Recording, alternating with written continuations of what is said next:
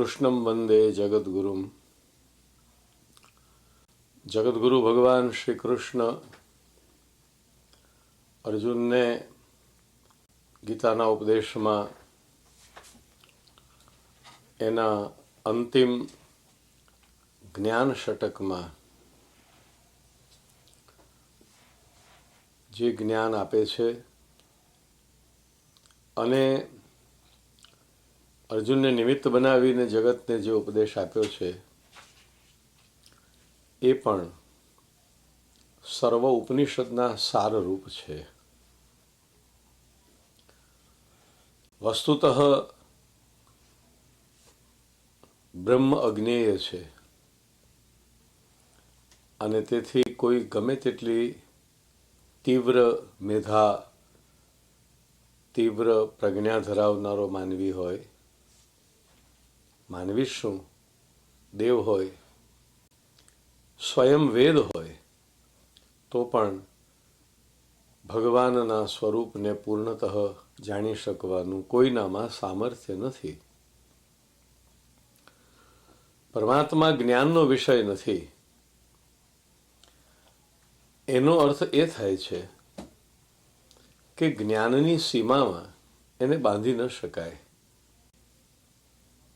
એ અસીમ તત્વને મેં પૂર્ણ રીતે જાણી લીધું એવું કોણ કહી શકે? અને એટલા માટે ભગવાન શ્રી કૃષ્ણ અર્જુનને આમ તો સમગ્ર ભગવદ્ ગીતામાં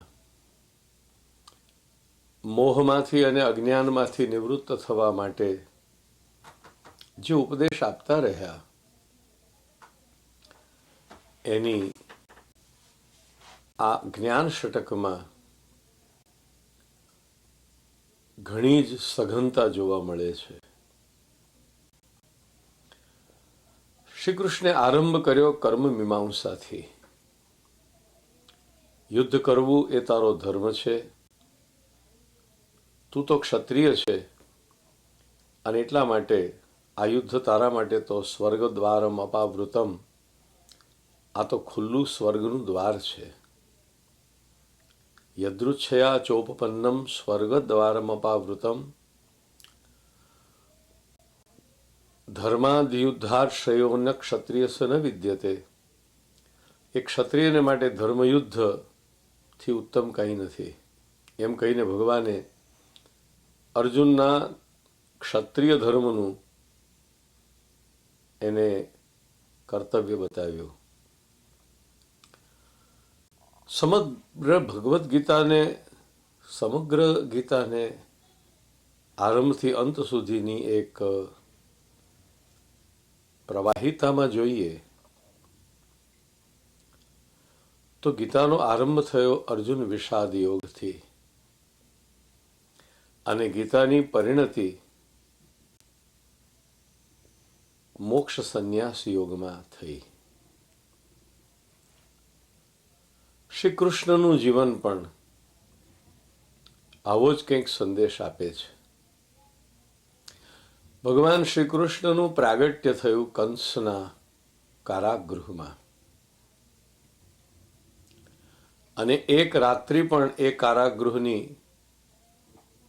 કઠોર દિવાલો અને અભેદ્ય દરવાજાને પણ ભેદી કૃષ્ણ બહાર પધાર્યા. એ એવું સૂચવે છે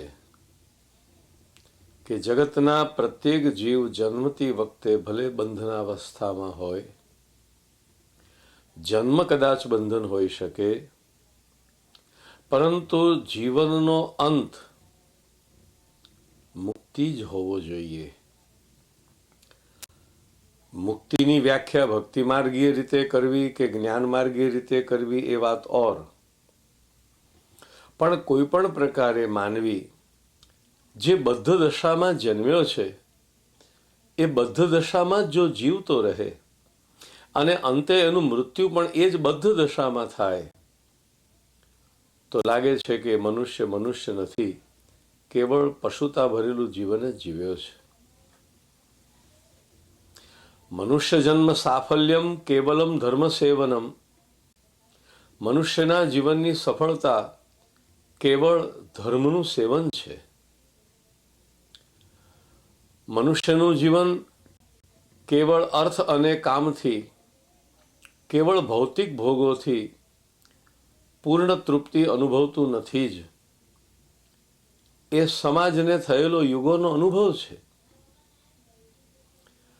જ્યાં સુધી માનવી કોઈ આધ્યાત્મિક અથવા આધિદૈવિક સીમા સુધી ન પહોંચે ત્યાં સુધી એ મનુષ્યને પોતાના જીવનની પરિપૂર્તિ, જીવનની કૃતાર્થતા અને ધન્યતાનો અનુભવ કદાપી નહીં થાય. એટલે ભગવાન શ્રી કૃષ્ણનો જે સંદેશ છે કે ભલે જન્મ બંધનમાં થયો હોય, પણ જેને એ બંધન માન્ય નથી, જેને બંધન પ્રિય નથી, જેને એ બંધન સ્વીકાર્ય નથી, એને વધારે લાંબો સમય બંધનમાં કોઈ રાખવા સમર્થ નથી. શ્રી કૃષ્ણનું પ્રાગટ્ય થયું કાળી રાત્રિએ, અંધારી રાત્રિએ. પરંતુ એ અંધારી રાત્રિ પણ શ્રી કૃષ્ણને મથુરાથી ગોકુલ ગમન કરવામાં રોકી શકી નહીં. માર્ગમાં ઉભરાતી યમુના પણ શ્રી કૃષ્ણને ગોકુલમાં પ્રવેશ કરતા રોકી શક્યા નહીં. ન કંસની કારાગૃહની દિવાલો, ન વરસતો મેઘ, ન અંધારી રાત્રિ, ન પહેરેગીરો અને ન યમુના કોઈ શ્રી કૃષ્ણને ન રોકી શક્યા. એ શ્રી કૃષ્ણનો સંદેશ છે. જેને મુક્તિ જોઈએ છે, જેને આનંદ જોઈએ છે, જેને દેહના કર્મના બંધનોમાંથી, સ્વભાવના બંધનમાંથી, કોઈ પણ પ્રકારના બંધન જે એના આત્માને રૂંધે છે એમાંથી મુક્ત થવું હોય તો મુક્ત થવામાં કશું જ અસંભવ નથી. ગીતાનો આરંભ થયો અર્જુનના વિષાદથી, અને ગીતા અંતમાં એ અર્જુનને વિષાદમાંથી મુક્ત કરી.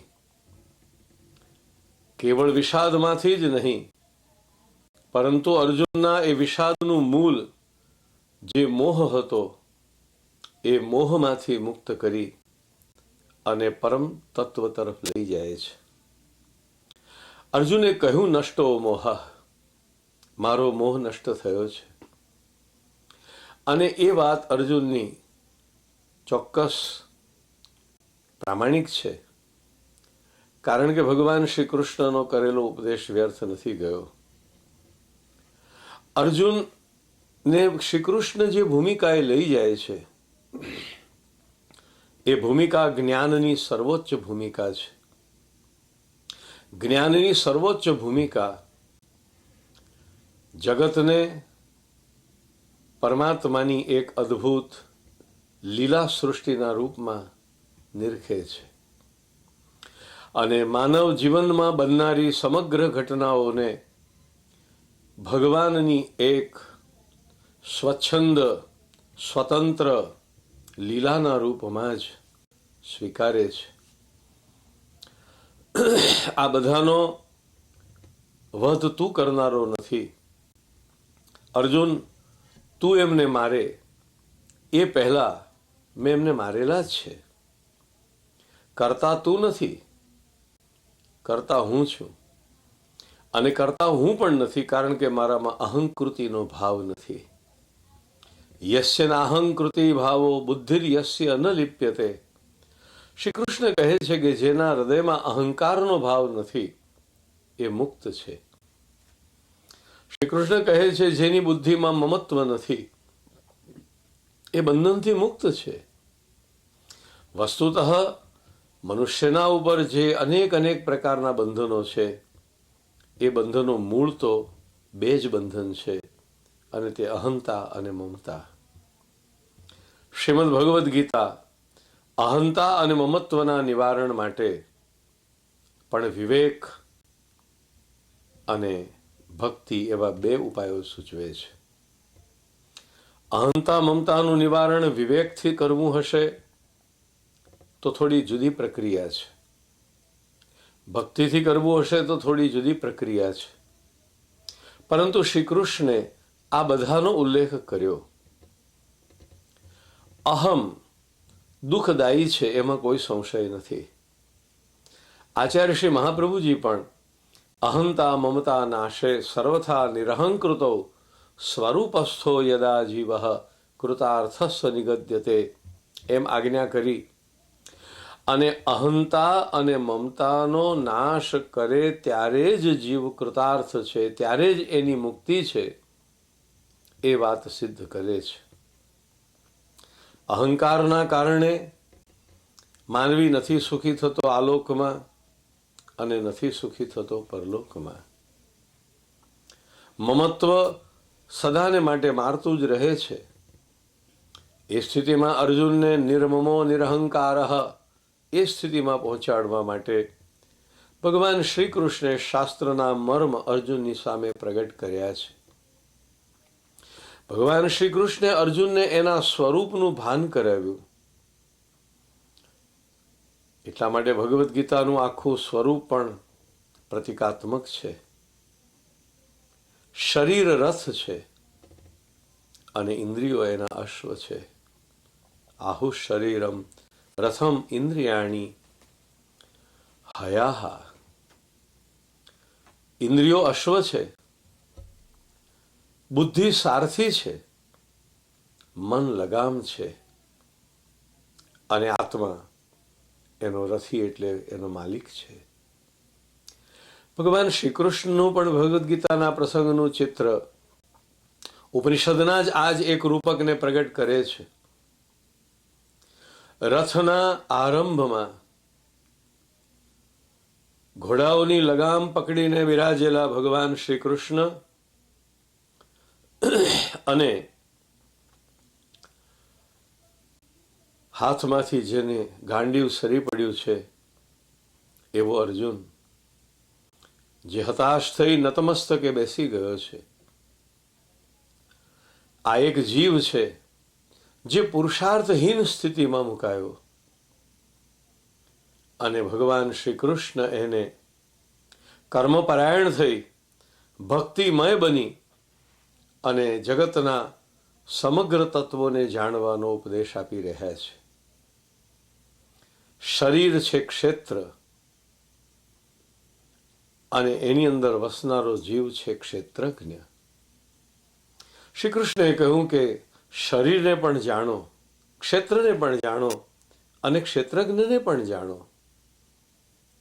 ગીતાના બીજા અધ્યાયમાં જેમ ભગવાને શરીર વિનાશશીલ છે અને આત્મા અવિનાશી છે એવો ભેદ પ્રગટ કર્યો, એમ ક્ષેત્રજ્ઞ વિભાગ યોગમાં પણ પ્રભુ શ્રી કૃષ્ણે અર્જુનને આ બંને ભેદથી વધારે સુપરિચિત કરી અને આત્માનું અમરત્વ, આત્માનું અલૌકિકત્વ, ભગવદ અંશત્વ સિદ્ધ કરી આપ્યું. શરીરો બનતા રહે અને એનો અંત આવતો રહે. માટીમાંથી જેમ અનેક આકારો બને પણ આરંભમાં માટી અને અંતમાં માટી જ રહે, એવી રીતે અનેક શરીરો બનતા રહેશે અને અનેક શરીરો નષ્ટ થતા રહેશે. પરંતુ એ શરીરને ધારણ કરનારો જીવ, જેને માટે ગીતાજીમાં ભગવાને દેહી શબ્દનો પ્રયોગ કર્યો, એ જીવાત્માની પ્રતીતિ દેહમાં થતી હોવાના કારણે એ દેહી છે. તત્વચિંતનના વિષય મુખ્યત્વે 3: જગતનું સ્વરૂપ, જીવનું સ્વરૂપ અને બ્રહ્મનું સ્વરૂપ.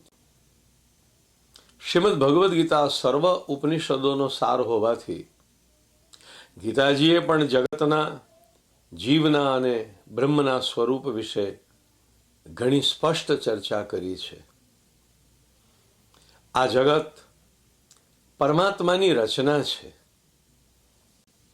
સ્વયં ભગવાન શ્રી કૃષ્ણ અર્જુનને સમજાવે છે કે હું જ આ જગતનો કર્તા છું, હું જ આ જગતનો રક્ષક છું અને હું જ આ જગતનો વિનાશક છું.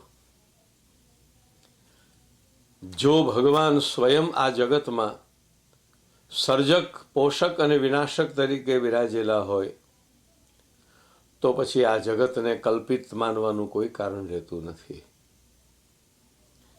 જો ભગવાન સર્જક હોય તો જગતનું સર્જન ચોક્કસ થયેલું છે અને એ જગતનું સર્જન પણ એક પ્રભુએ અનેક રૂપ લઈને વિવિધ પ્રકારની લીલા કરવા માટે કર્યું હોવાથી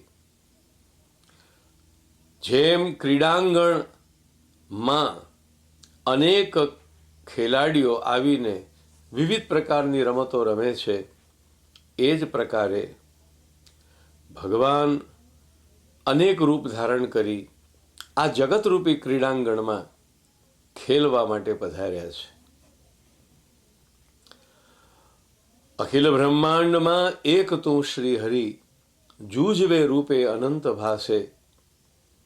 કૃષ્ણ લીલામાં તો ભગવાને પોતાના જૂજવા રૂપોનો કોઈ આધ્યાત્મિક દ્રષ્ટિએ નહીં પરંતુ સાવ સહજ મધુર લીલાના રૂપમાં આખો ભાવ સિદ્ધ કરીને બતાવ્યો. બ્રહ્માજી ભગવાન શ્રી કૃષ્ણના વાછરડાઓને હરી ગયા, શ્રી કૃષ્ણના સખાઓને પણ હરી ગયા. કૃષ્ણ એકલા પડી ગયા. પ્રભુએ જાણ્યું કે આ કાર્ય બ્રહ્માનું છે, પણ મારે બ્રહ્માને ક્લેશ નથી આપવો, મારે બ્રહ્માને કોઈ દંડ નથી દેવો. બ્રહ્માને ક્લેશ આપ્યા વિના પણ હું એમના અભિમાનને દૂર કરી શકું છું. અને તેથી પ્રભુ શ્રી કૃષ્ણે અનેક રૂપ ધારણ કરી જેટલા વાછરડા બ્રહ્માજી હરી ગયા હતા તેટલા રૂપો, જેટલા ગોપ સખાઓને બ્રહ્મા હરી ગયા હતા એટલા રૂપો સ્વયં પોતે ધારણ કરી અને સંધ્યાકાળે ગામમાં પધાર્યા છે. કોઈ જાણી ન શક્યા કે આજે આવેલા આ બાળકો, વિવિધ ઘરમાં વિવિધ માતાને મળનારા, વિવિધ ગાયોની પાસે જનારા આ બાળકો અને વાછરડા વાસ્તવમાં બાળકો અને વાછરડા નથી, પરંતુ ભગવાન શ્રી કૃષ્ણ છે.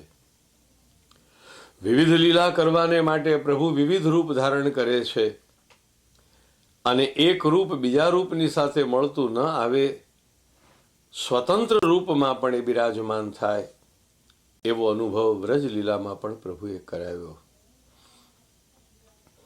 ભગવાન અનેક રૂપ ધારણ કરી આ જગતમાં બિરાજમાન છે એ વાત પ્રભુએ અર્જુનને સુંદર પ્રકારે સમજાવી. વિરાટ સ્વરૂપના દર્શન કર્યા બાદ અર્જુનને એ વાત બહુ સ્પષ્ટ રૂપે સમજાઈ ગઈ કે શ્રી કૃષ્ણ પરમ તત્વ છે, પરબ્રહ્મ છે, પરમાત્મા છે અને એવા પરમ બ્રહ્મ પરમાત્મા આખરે મને જ્ઞાન આપી રહ્યા છે, મને મારા સ્વરૂપનો પરિચય કરાવી રહ્યા છે. એ વાતથી અર્જુન ગદગદ થઈ ગયો. પોતાની લીલા સૃષ્ટિ માટે પ્રભુએ સમગ્ર વિશ્વને ઉત્પન્ન કરી, અનેક અનેક રૂપ ધારણ કરી, દેવ, અસુર, મનુષ્ય, પશુ, પક્ષી અનેક અનેક રૂપ લઈને આ ભૂતળ ઉપર પ્રભુએ પોતે જ પ્રાગટ્ય કર્યું. આ વાત સમજવી કઠિન છે, પરંતુ વાસુદેવ સર્વમિતિ સમહાત્મા સુદુર્લભ.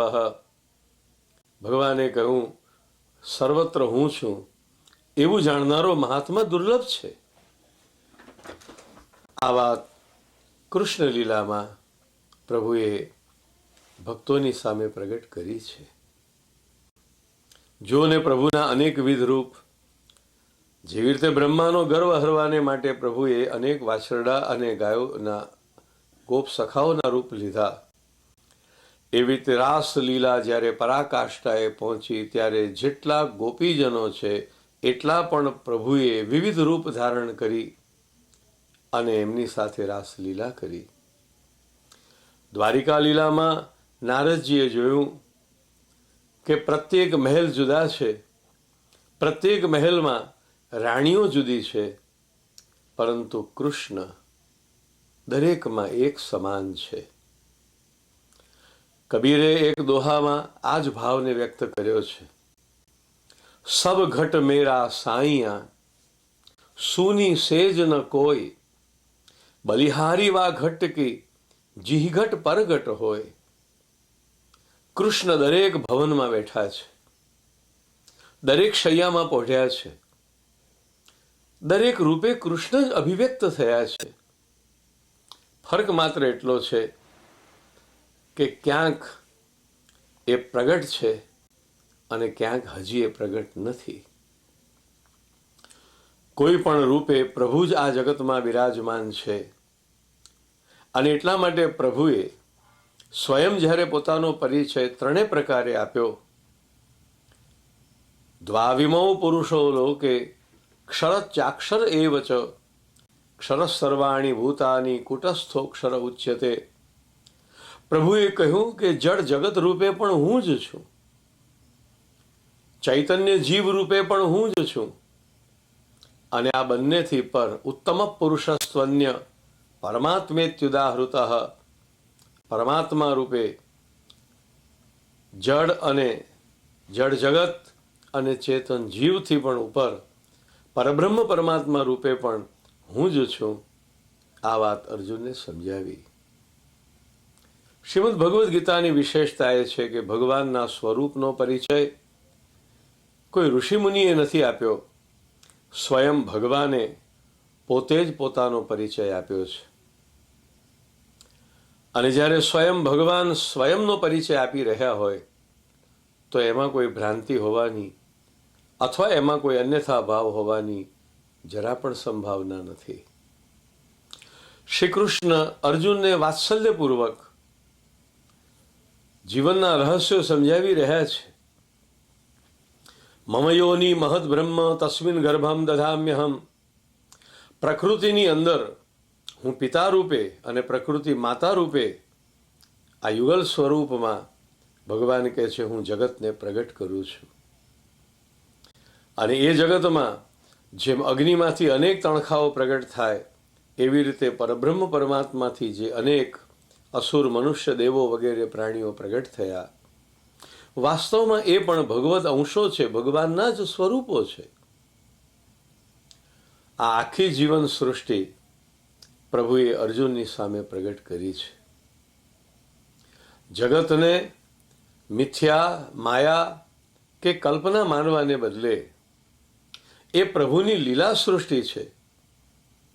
એટલું જ નહીં, આ જીવ પણ પ્રભુનો અતિ પ્રિય હોવાથી જો તે પ્રભુને ભજે તો પ્રભુને ખૂબ પ્રિય લાગે, એ પ્રભુને સુખ આપનારો થાય અને પ્રભુ એને સુખ આપનારા થાય, એ વાત સ્પષ્ટ કરી છે.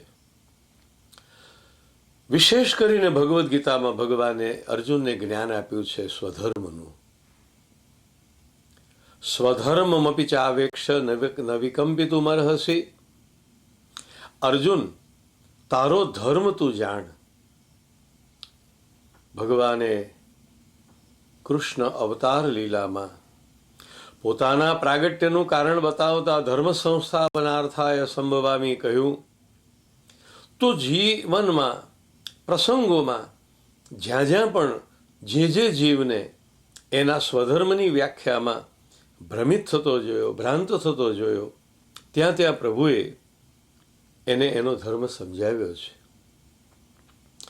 વ્રજવાસીઓ ઇન્દ્રની પૂજા કરતા 7 વર્ષનો બાલક બાલકૃષ્ણ સર્વને ભેગા કરીને ઉપદેશ આપે છે કે તમે અંશની ભક્તિ શા માટે કરો છો? ઇન્દ્ર તો એક દેવ છે અને એ પણ તમને જે સુખ આપી રહ્યો છે તે તમારા કર્મનું ફલ છે. સાચે જ ભગવાન શ્રી કૃષ્ણે આ ઉપદેશમાં મનુષ્ય જાતિને એક ગૌરવ આપ્યું. દેવો અને મનુષ્યોની વચ્ચે એક આદાન પ્રદાન હોય. ગીતાજીમાં બોલ્યા, દેવા ભાવયતાનેન તે દેવા ભાવયંતુ વહ પરસ્પરમ ભાવયંત શ્રેય પરમ વાપ્સ્યથ. દેવો અને મનુષ્યોની વચ્ચે એક પ્રીતિ હોય એ બરાબર છે, પણ કોઈ દેવ જ્યારે મનુષ્યના કોઈ સત્કર્મનું એને ફલ આપે છે તો એ મનુષ્યને એના કર્મનું ફલ મળી રહ્યું છે, અને એ મનુષ્યના ગૌરવની વાત છે. ભગવાને મનુષ્યને દેવોના પણ ખોટા ભયથી બચવાની એક શક્તિ આપી. કેટલાકને ડર હતો કે ઇન્દ્રનો પ્રકોપ થશે તો શું થશે. શ્રી કૃષ્ણે કહ્યું, જે ગિરિરાજ આપણા પૂજનનો સ્વીકાર કરે છે, જે ગોવર્ધને આપણો અન્નકૂટ આરોગ્ય છે, એ આપણી રક્ષા પણ કરશે. અને થયું એવું જ. ભગવાન શ્રી કૃષ્ણના આ ઉપદેશથી ગોવર્ધનની પૂજા થઈ, અને કોપાયમાન થયેલા ઇન્દ્રની અતિવૃષ્ટિથી ભગવાન શ્રી કૃષ્ણે વ્રજની રક્ષા કરી. ગીતાના અંતિમ 6 અધ્યાયોમાં શ્રી કૃષ્ણ જ્ઞાનોપદેશક છે. ગીતા મેં પરમા વિદ્યા એમ કહીને ભગવાને ગીતાને પોતાની આત્મવિદ્યા ગણાવી. આત્મ સ્વરૂપાત્મક વિદ્યા એટલે ગીતા અને કૃષ્ણ વચ્ચે કોઈ ભેદ નથી. ભગવાન શ્રી કૃષ્ણના મુખારવિંદમાંથી પ્રગટ થયેલી ભગવદ્ ગીતા પણ શ્રી કૃષ્ણ સ્વરૂપ છે. અને એટલા માટે ગીતાનો પ્રભાવ આપણે સર્વ જાણીએ છીએ. શ્રીમદ ભગવદ્ ગીતાના ઉપદેશ દ્વારા ભગવાને અર્જુનને સ્વધર્મ બતાવ્યો. એવા સ્વધર્મની ચર્ચા રાસ પંચાધ્યાયીમાં ગોપીજનો પાસેથી પણ એમણે કરાવી. જીવનો ધર્મ કેવળ પરંપરાનો નિર્વાહ કરવાનો નથી. જીવનો ધર્મ કેવળ વર્ણ, આશ્રમ કે તાત્કાલિક સંયોગ પ્રમાણે પરિસ્થિતિ થઈ હોય એને આધીન થવામાં નથી. જો જીવ પોતાના સ્વધર્મને સમજે તો એનાથી ઉત્તમ કંઈ નથી. આખી ભગવદ્ ગીતા અધર્મ, ધર્મ અને સ્વધર્મ આ ત્રણેયનું નિરૂપણ કરવામાં વહેંચાઈ છે. અધર્મ શો, ધર્મ શો અને સ્વધર્મ શો.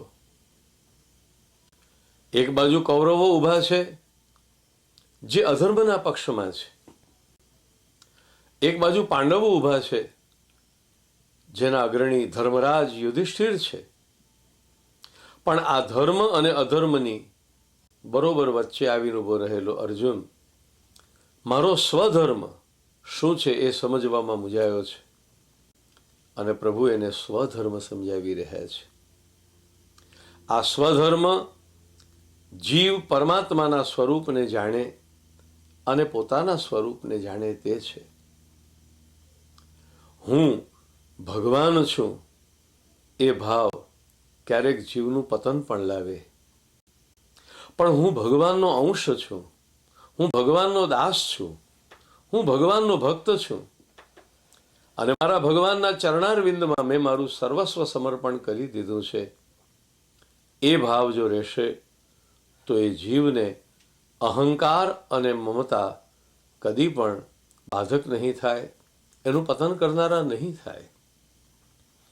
શ્રી કૃષ્ણે અર્જુનને સમર્પણનો ઉપદેશ આપ્યો. શ્રી કૃષ્ણ અર્જુનને કહે છે, યત કરોષી યદ અશ્નાસી યદ જુહોસી દદાસી યત તપસ્યસી કૌંતેય તત્ કુરુષ્વ મદર્પણમ. હે અર્જુન, તું જે કંઈ કરે છે, તું જે કંઈ ખાય છે, તું જે કંઈ યજ્ઞ કરે છે, તું જે કંઈ દાન કરે છે, તું જે કોઈ કર્મ કરે છે એનું તું મને અર્પણ કરી દે. ભક્તે 2 વસ્તુ અર્પણ કરવાની છે. કર્તૃત્વ ભાવ પણ પ્રભુના ચરણમાં સમર્પિત કરી દેવાનો છે, અને કર્મનું ફલ પણ પ્રભુના ચરણમાં સમર્પણ કરી દેવાનું છે. શ્રી કૃષ્ણે સ્પષ્ટ કહ્યું કે તારો અધિકાર કર્મમાં છે, તારો અધિકાર ફલમાં નથી. ભગવાને જ્યારે જ્ઞાનનો ઉપદેશ કર્યો ત્યારે જગતનું સ્વરૂપ સમજાવ્યા પછી અર્જુનને એનું આત્મ સ્વરૂપ સમજાવ્યું. તું કોઈ માનવી નથી, તું કેવળ પ્રાકૃત દેહધારી નથી. અરે વિભૂતિની ચર્ચા કરતા તો પ્રભુએ ત્યાં સુધી કહ્યું કે જેમ હું કૃષ્ણ વૃષ્ણિ નામ વાસુદેવોસ્મી, યાદવોમાં હું કૃષ્ણ છું, તો અર્જુન પાંડવોમાં હું અર્જુન છું. ટીકાકારો કહે છે ગીતાનો આ સંવાદ જે કૃષ્ણાર્જુન સંવાદ કહેવાય છે એ વસ્તુતઃ નર અને નારાયણનો સંવાદ છે. નર પોતાની ગુણદશાને જીતીને, એટલા માટે ભગવાને ગીતાના ઉત્તરાર્ધમાં ગુણોની ખૂબ ચર્ચા કરી. તમોગુણ અને તમોગુણી, રજોગુણ અને રજોગુણી, સત્વગુણ અને સત્વગુણીના લક્ષણો, એમનો આહાર કેવો હોય, એમની બુદ્ધિ કેવી હોય, અરે એમના ઉપાસ્ય કેવા હોય, આ બધાની ખૂબ ઝીણવટથી ચર્ચા કરી.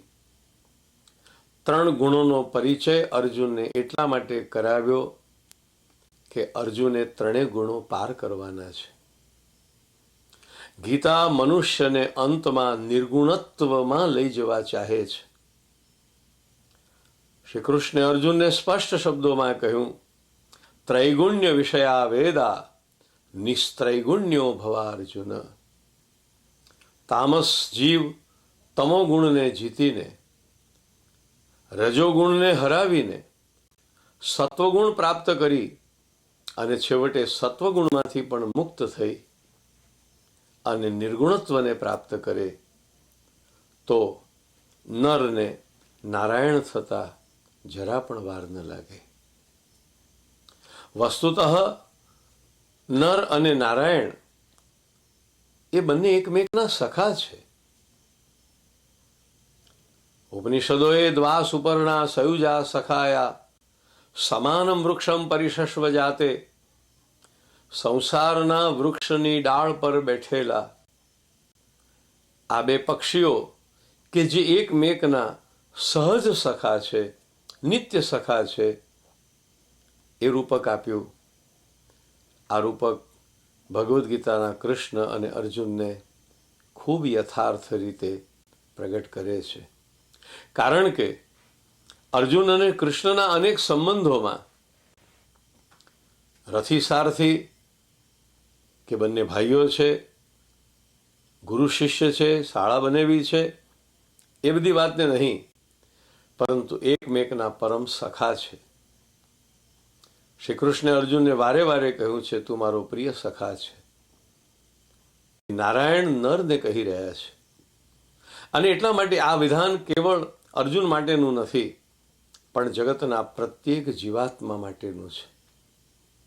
ભગવાન જ્યારે અર્જુનને પોતાના સખા તરીકે સંબોધે છે ત્યારે આપણને પણ એના સખ્યનું દાન કરે છે. અને પ્રભુનો સખા ચાહે અર્જુન હોય, ચાહે સુદામા હોય, કે ચાહે આપણા જેવો કોઈ જીવ હોય, એ પ્રભુનો સખા હોવાથી પરમ સૌભાગ્યવાન છે.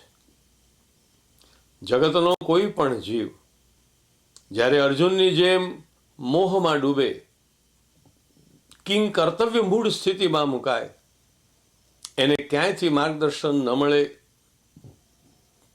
તો એણે પોતાની અંદર બેઠેલા અંતર્યામી કૃષ્ણને જેટલી રુજુતાથી અર્જુને પ્રશ્ન કર્યો, જેટલી આત્મીયતાથી, જેટલા અધિકારથી અર્જુને પ્રશ્ન કર્યો, એ જ ભાવથી સૌએ પોતાની અંદર બેઠેલા શ્રી કૃષ્ણને પણ પૂછવું જોઈએ, પ્રભુ મને સમજાવો કે મારું સ્વરૂપ શું છે? પ્રભુ મને સમજાવો કે મારો સ્વધર્મ શું છે? પ્રભુ મને સમજાવો કે આપનો અને મારો સંબંધ શું છે? જગતનો પ્રત્યેક માનવી અર્જુન છે. એટલા માટે સુધીર ભોગતા શ્રીમદ ભગવદ્ ગીતાનું અમૃતપાન કેવળ અર્જુને નથી કર્યું, જગતના સમગ્ર આસ્તિક સમાજે કર્યું છે. આપણું જીવન પણ એક મહાભારત છે અને આ મહાભારતમાં સામસામે શુભ અને અશુભ, મંગલ અમંગલની સેનાઓ ખડકાયેલી છે. મધ્યમાં ઊભો રહેલો જીવ મૂંઝાય છે, મારે શું કરવું? ઝઝુમવું કે ત્યાંથી ભાગી જવું? અર્જુન તૈયાર હતો, હું ભીખ માગીને પેટ ભરીશ, પરંતુ આ યુદ્ધ નહીં કરું. અને તે વખતે ભગવાન શ્રી કૃષ્ણે અર્જુનને સમગ્ર ઉપનિષદના સારરૂપ, જગતનું સ્વરૂપ, જીવનું સ્વરૂપ અને બ્રહ્મનું સ્વરૂપ સમજાવ્યું. જગત ભગવાનનો સદઅંશ છે અને સદઅંશ હોવાથી નિત્ય છે, અવિનાશી છે. જેને શાસ્ત્રોમાં પ્રલય કહ્યું, એ પ્રલય જગતનો અંત નથી. ઉત્પત્તિ નથી, અંત નથી. ઉત્પત્તિ છે આવિર્ભાવ અને પ્રલય છે તિરોભાવ. જેમ સમુદ્રમાંથી તરંગો ઉદ્ભવે અને પાછા સમુદ્રમાં લીન થઈ જાય, એવી રીતે પરમ તત્વ પરમાત્મામાંથી અનંત બ્રહ્માંડો ઉદ્ભવે છે, ગતિ કરે છે અને પાછા એમાં જ સમાઈ જાય છે. અને એટલા માટે એ જગતને પણ ભગવાનનો સદંશ કહ્યો છે. જગત અસત નથી, સત છે, પ્રભુનો સદંશ છે. જીવ પણ ભગવાનનો સચ્ચિદંશ છે. જીવમાં જગતના જેવું જ નિત્યપણું પણ છે અને ચૈતન્ય પણ છે. એટલે જગતનો સદંશ તો છે જ, પણ જીવનો પોતાનો આગવો ચિદંશ પણ છે. બીજા શબ્દોમાં કહી તો ભગવાન જગત રૂપે પ્રગટ થયા ત્યારે ચિદંશ અને આનંદ અંશ તિરોહિત રહ્યો. ભગવાન સ્વયં જ્યારે જીવ રૂપે પ્રગટ થયા ત્યારે આનંદ અંશ તિરોહિત રહ્યો. અને એટલે જ જેનો આનંદ અંશ તિરોહિત છે એવો જીવ વિષાદમાં મુકાઈને પૂછે છે, પ્રભુ મને આપ જ્ઞાન આપો.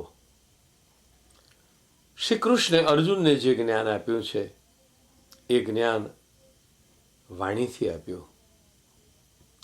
પ્રભુ એટલા બધા સમર્થ છે કે અજ્ઞાન અને અવિદ્યાની નિવૃત્તિ કેવળ વાણીથી જ કરે એવું નથી, વેણુથી પણ કરે એમ છે.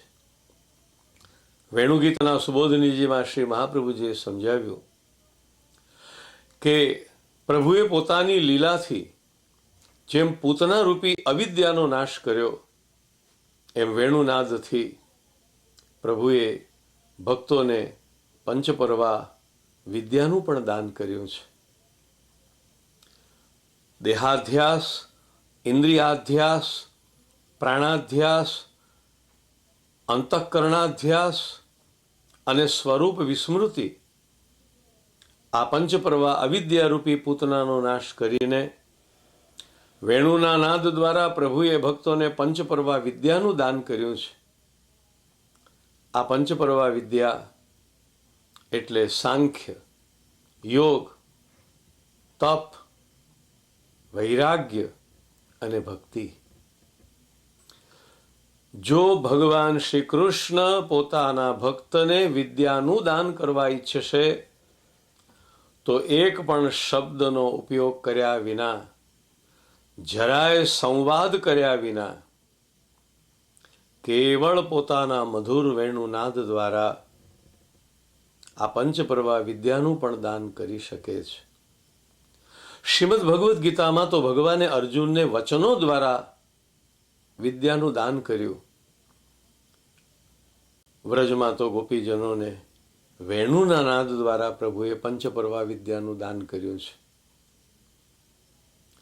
જ્યારે આ પંચપરવા વિદ્યાનું દાન પ્રભુએ કર્યું, વિદ્યાનું દાન કરે એને ગુરુ કહેવાય. અને એ સદગુરુ ભગવાન શ્રી કૃષ્ણે એ પંચપરવા વિદ્યાનું દાન કર્યું હોવાના કારણે ભક્તોને પણ પોતાના સ્વરૂપનો અને પોતાને પ્રાપ્ત થયેલા સૌભાગ્યનો પરિચય થયો. અમે ભગવાનના અત્યંત કૃપાપાત્ર ભક્તો છીએ અને અત્યારે ભગવાનના દર્શનરૂપી અમે જે પરમાનંદનો અનુભવ કરી રહ્યા છીએ, એનાથી ઉત્તમ આનંદ આ જગતમાં ક્યારે પણ કોઈને ન હોઈ શકે. એ જ્ઞાન ગોપીજનોને ભગવત દર્શન કરતા થયું. અક્ષણવતામ ફલમ ઇદમ ન પરમ વિદામહ. આ વેદની શ્રુતિઓ અધિકારપૂર્વક કહી રહી છે, આ ઉપનિષદની ઋચાઓ અનુભવથી કહી રહી છે કે કૃષ્ણ મુખ દર્શનનો જે આનંદ છે એના જેવો આનંદ મોક્ષ પણ નથી, મુક્તિમાં પણ નથી, તો ભોગ વગેરેમાં તો ક્યાંથી હોઈ શકે. ભગવાન શ્રી કૃષ્ણે અર્જુનને એટલા જ માટે છેલ્લે નિર્ગુણ સ્થિતિમાં ગયેલા મહાપુરુષોના લક્ષણો બતાવ્યા. ગીતાના આ ત્રણેય ષટકમાં ત્રણ મહાનુભાવોના લક્ષણો પ્રભુએ પ્રગટ કર્યા છે. સ્થિતપ્રજ્ઞના લક્ષણો, ભક્તના લક્ષણો અને ગુણાતીતના લક્ષણો. આ લક્ષણો દ્વારા પ્રભુએ જીવન મુક્ત પુરુષનું અદ્ભુત રૂપ બતાવ્યું છે. ભગવાનના સાનિધ્યમાં જે ભક્તો આવ્યા, ચાહે ગોકુલમાં, ચાહે મથુરામાં, ચાહે દ્વારિકામાં, એ બધાએ જ પ્રભુના સાનિધ્યમાં મુક્તિના આ સુખનો અનુભવ કર્યો છે. પુષ્ટિભક્તોની મુક્તિ જુદા પ્રકારની હતી. એમને તો પ્રભુએ વિરહમાંથી મુક્તિ આપી, એમને તો પ્રભુએ વિરહના તાપક્લેશમાંથી મુક્તિ આપી અને સ્વરૂપાનંદનું દાન કરાવ્યું. મર્યાદા સંબંધી જે ભક્તો આવ્યા, એમના અહંતા મમતાનો નાશ કરી, એમની અવિદ્યાનો નાશ કરી, વાણી દ્વારા, ઉપદેશ દ્વારા કે કેવળ અંતઃકરણની પ્રેરણા દ્વારા પ્રભુએ એમની અવિદ્યાનો નાશ કરી એમને બ્રહ્માનંદનું, મોક્ષ સુખનું દાન કર્યું છે. અરે શ્રી કૃષ્ણ તો એ સમર્થ છે કે જે અસુરોનો પ્રભુએ પોતાની ભુજાઓ વડે સંહાર કર્યો, એ અસુરોને પણ પ્રભુએ મુક્તિનું દાન કર્યું છે. પૂતના એનું પ્રમાણ છે. ભાગવતજીમાં કથા છે કે પૂતનાના મૃત શરીરને જ્યારે આગ લગાવવામાં આવી તો આખા વ્રજમાં ક્યારે ન વ્યાપી હોય એવી અદ્ભુત સુગંધ વ્યાપી ગઈ છે. આ સુગંધનું રહસ્ય વ્રજવાસીઓ ન સમજી શક્યા. કોઈ રાક્ષસીના દેહને બાળવામાં આવે તો સુવાસ ક્યાંથી આવે? પરંતુ પ્રભુએ જગતને એ વાતનું પ્રમાણ આપ્યું કે મારી સાથે વેર કરનારીને પણ હું મુક્તિ આપનારો છું. મુક્તિ આપવાનું મારું સામર્થ્ય પણ છે અને મારો સ્વભાવ પણ છે. એટલે ભગવદ્ ગીતાના અંતમાં જે મોક્ષની ચર્ચા છે, એ મોક્ષની ચર્ચા અહીંયા મોક્ષનો અર્થ જન્મ મરણમાંથી મુક્તિ નથી. અહીંયા મોક્ષનો અર્થ છે જે શોક અને મોહે અર્જુનના અંતઃકરણને વિષણ્ણ બનાવી દીધું હતું, જે શોક અને મોહના કારણે ગાંડીવધારી અર્જુન હાથમાંથી ગાંડીવ સરી પડે અને શોક સંવિઘ્ન માનસ થઈને બેસી પડે, જેણે ઊભા થઈને ધનુષ્યનો ટંકાર કરીને શત્રુઓની સામે વિજય પ્રાપ્ત કરવાનો હતો, શત્રુઓની આગળ નહીં, સ્વયંની આગળ હારી જઈને બેસી જાય તો પ્રભુ એ કેમ ચલાવી લે? ભગવાને અર્જુનની રીતે, અન્ય ભક્તોને અન્ય ભક્તોની રીતે, પણ જ્યાં જ્યાં ભક્તોને જે પ્રકારની સહાય કરવી આવશ્યક લાગી ત્યાં ત્યાં પ્રભુએ તે ભક્તોને તે પ્રકારની સહાય કરી છે. શ્રી કૃષ્ણ ચરિત્ર સર્વ લક્ષણ સંપન્ન છે. કોઈકને પ્રેમ આપ્યો, કોઈકને જ્ઞાન આપ્યું, કોઈકને પોતાના સ્વરૂપનું દર્શન આપ્યું, કોઈનામાં ભય ઉત્પન્ન કરી અને એનો નિરોધ કર્યો, કોઈનામાં સ્નેહ ઉત્પન્ન કરીને એનો નિરોધ કર્યો, કોઈના હૃદયમાં દ્વેષ જગાવી અને દ્વેષ દ્વારા એ જીવને નિરુદ્ધ કર્યો, કોઈને મિત્ર રૂપે પાસે બોલાવી અને મિત્રતાનો આનંદ આપ્યો, તો કોઈના હૃદયમાં શત્રુભાવ પ્રગટ કરી એની સાથે યુદ્ધ કરી અને એને ઉત્તમ ગતિનું દાન કર્યું. આ બધા પ્રસંગોથી એટલું તો સ્પષ્ટ થાય છે કે શ્રી કૃષ્ણ સર્વશક્તિમાન છે. કોઈ પણ જીવ, કોઈ પણ પ્રકૃતિનો જીવ, ચાહે પશુ, મનુષ્ય, અસુર, દેવ, કોઈ પણ અધિકારવાળો જીવ શ્રી કૃષ્ણના શરણમાં આવશે તો શ્રી કૃષ્ણ એનો ઉદ્ધાર કરશે. શ્રી કૃષ્ણ એને પણ મુક્તિનું દાન કરશે. જે પ્રકારની મુક્તિનો એ અધિકારી હશે તેને તે પ્રકારની મુક્તિનું દાન કરશે. શ્રીમદ ભગવદ્ ગીતામાં જે જ્ઞાન છે એ જ્ઞાન જીવને જીવ ભાવમાંથી મુક્ત કરનારું છે. જેમ ભાગવતજીના અંતમાં પરીક્ષિત રાજાને સુખદેવજીએ અમરત્વનું દાન નથી કર્યું, માત્ર અમરત્વનું ભાન કરાવ્યું છે. ભાગવત સાંભળવાથી પરીક્ષિત રાજા અમર નથી થયા, પરંતુ ભાગવત સાંભળવાથી પરીક્ષિત રાજાને સ્મરણ થઈ આવ્યું કે મારે મૃત્યુ છે જ નહીં. જેમ ભાગવત ઉપદેશ દ્વારા રાજા પરીક્ષિતને એના અમૃતત્વનો બોધ કરાવે છે, એમ ભગવદ્ ગીતાનું આ બધું જ જ્ઞાન, ભગવાન શ્રી કૃષ્ણે કરેલો ઉપદેશ અર્જુન જેવા ભક્તને એના નિર્મોહી, શાંત, દૃઢ, સ્થિર અને પ્રસન્ન સ્વરૂપનો અનુભવ કરાવે છે. પ્રસાદ એટલે કે પ્રસન્નતા એ જીવનો મૂળ સ્વભાવ છે. વિષાદ એ તો એની વિકૃતિ છે. વિષાદ એ એનો વિકાર છે. એના કોઈ મોહ કે શોકનું પરિણામ છે. જીવ તો પ્રસન્ન હોવો જોઈએ, કારણ કે તે ભગવદ અંશ છે. જીવ ધનુર્ધારી હોવો જોઈએ, મનુષ્ય હોવો જોઈએ સાધન સજ્જ, મનુષ્ય હોવો જોઈએ આસુરી ગુણોની સામે યુદ્ધ કરવાને માટે સદા તત્પર. અને એટલા માટે અર્જુનનું રૂપ આદર્શ રૂપ મનાયું છે. યત્ર પાર્થો ધનુર્ધરઃ.